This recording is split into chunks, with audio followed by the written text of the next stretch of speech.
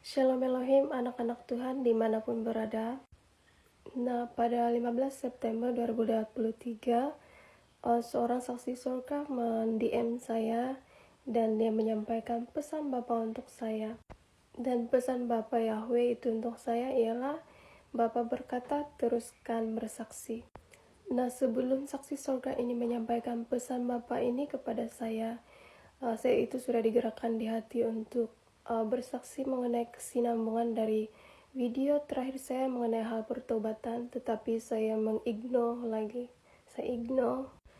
Jadi karena Bapa sendiri yang berpesan memakai orang lain untuk menyampaikan kepada saya itu takut untuk ignore lagi. Saya takut Bapa itu marah kepada saya. Dan saya berdoa, Bapa, saya hanya jubir yang berdosa dan hina.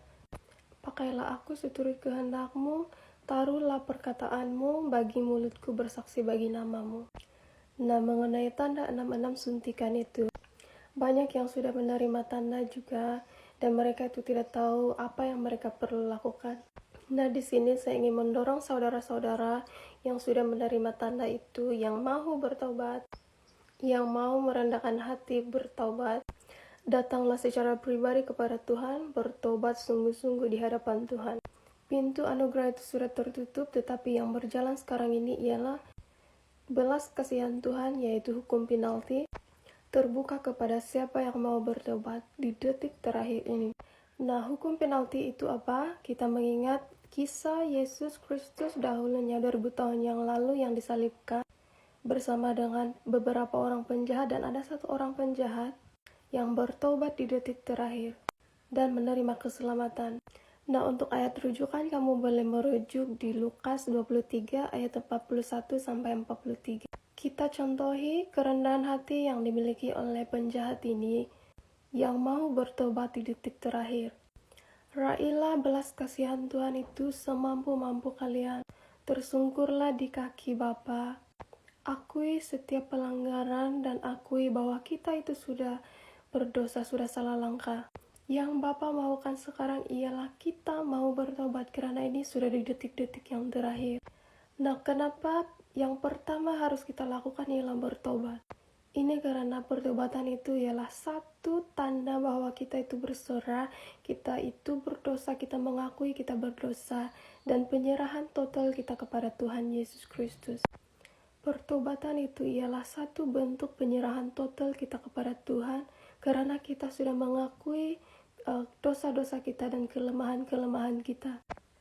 Kami itu tidak berkuar-kuar menyerukan pertobatan kalau kami sendiri tidak bertobat di hadapan Tuhan. Jangan sampai nanti kami berkuar-kuar menyerukan pertobatan tetapi kami dimuntahkan pada akhirnya. Nah, jadi secara pribadi diri saya, pada waktu permulaan saya itu bertobat, saya pernah berdoa dengan Tuhan. Dan doa saya itu seperti ini. Bapa, terimalah pertobatan saya, pandanglah saya orang yang berdosa ini. Saya sungguh merasa tidak layak sehingga saya berdoa.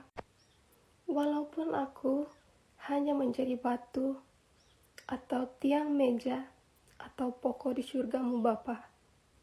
Yang penting aku itu berada di surga bersama dengan Engkau. Pada waktu saya berdoa seperti itu, hanya menjadi batu itu sudah cukup berbahagia bagi saya jika saya diizinkan menjadi batu di kerajaan Bapa di surga. Itu tandanya apa? Saya menerima apa kedudukan yang diberikan oleh Tuhan kepada saya. Walaupun hanya menjadi batu, karena kan saya ialah seorang pendosa. Saya itu merasa tidak layak. Tetapi apa? Dari permulaan pertobatan saya itu, kuasa Tuhan bekerja di dalam hidup saya. Dia mengubahkan hidup saya total. Terlalu banyak yang Tuhan ubahkan di dalam hidup saya, sehingga Dia memakai saya hari ini untuk bersaksi bagi kalian. Jadi poin di sini maksud saya ialah, tidak mungkin kan kita itu bertobat, bersungguh-sungguh menangis, bersungguh-sungguh berkabung, berpuasa. Tuhan tidak pandang pertobatan kita. Asal selagi waktu itu masih ada, selagi ada anugerah, belas kasihan, sekarang ini yang terjadi hukum penalti. Melainkan waktu itu sudah benar-benar tertutup. menangis darah, air mata darah sekalipun tidak akan dapat mengubah apa-apa. Jadi, hukum penalti yang berjalan sekarang ini juga akan berakhir. Raihlah. Waktu ini adalah emas, sangat-sangat urgent. Jangan terlalu ego dan terlalu angkuh. Saya melihat di alam roh itu, roh manusia terlalu angkuh. Siap memandang saya dengan penuh jelingan di alam roh. Saya hanya mengalah pada waktu itu. Dan ketahuilah bahwa rahasia ini besar. Roh Tuhan Yesus Kristus itu sudah turun ke dunia memakai tubuh wadah Kesing Aditya Nugrahanto. Dia menyamar menjadi seorang pemuda berumur 33 tahun. Dia sudah datang di dunia manusia, tetapi manusia tidak mengenalnya. Aditya itu ialah kode alfa, dan Nugrahanto O itu berbicara omega. Itu sudah dikode nama, bukan kebetulan.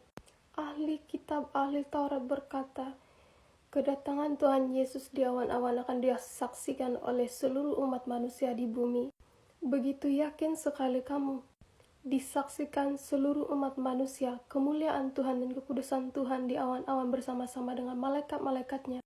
Apakah kamu yakin bahwa manusia yang berdosa di akhir zaman ini sudah sangat berdosa, mampu menerima kekudusan, kemuliaan Tuhan? Dunia sudah sangat jahat, manusia sudah sangat jahat. Apa kamu yakin bahwa manusia mampu menerima kekudusan Tuhan untuk datang di awan-awan, memunculkan diri di awan-awan? Nah, kedatangan Tuhan di awan-awan itu berbicara alam roh sudah terjadi di alam roh, dan efek dunia nyatanya ialah dia sudah turun, Tuhan Yesus sudah turun memakai tubuh wadah Kesing Aditya Nugrahanto, menjadi sama seperti manusia, 100% manusia, 100% ilahi. Dan malaikat-malaikat Tuhan itu juga sudah turun ke dunia memakai tubuh manusia untuk bersaksi, menyerukan pertobatan di akhir zaman ini. Sangatlah disayangkan jika kamu itu tidak mau menguji, tidak mau bertanya-tanya kepada Tuhan apakah yang saksi-saksi surga ini sampaikan benar atau tidak. Apabila roh yang berdiam di dalam tubuh Aditya Nugrahanto itu menyatakan diri, sangatlah manusia menyesal karena tidak menanggapi. Rendahkanlah hatimu, bayar harga, berdoa, berpuasa untuk menemukan kebenaran itu. Ujilah sendiri dengan bertanya kepada Tuhan. Sekali lagi, jangan sampai menyesal. Tanda suntikan itu sudah memisahkan kita dari koneksi dengan Tuhan. Jadi harus membayar harga dengan pertobatan yang sungguh-sungguh dari kerendahan hatimu. Dan jika kuat, berpuasa, bertobatlah. Ini sudah detik terakhir. Panggilan bertobat untuk dunia manusia. Sekarang ialah waktu penantian. Kiraan detik pengubahan tubuh supranatural masuk ke dalam kerajaan 1000 tahun, dan yang tertinggal akan masuk ke dalam pemerintahan 666 Dajjal. Dan yang tertinggal di kerajaan 66 Dajjal akan membayar harga yang sangat mahal dengan kematian martir. Tidak menyembah binatang itu, yaitu sistem Dajjal itu, dengan tidak menyangkal nama Tuhan Yesus Kristus. Bertobatlah. Terpuji-pujilah Tuhan Yesus Kristus, sumber segala sesuatu. Tuhan Yesus Kristus sangat mengasihi kita manusia, makanya bertobatlah. Amin.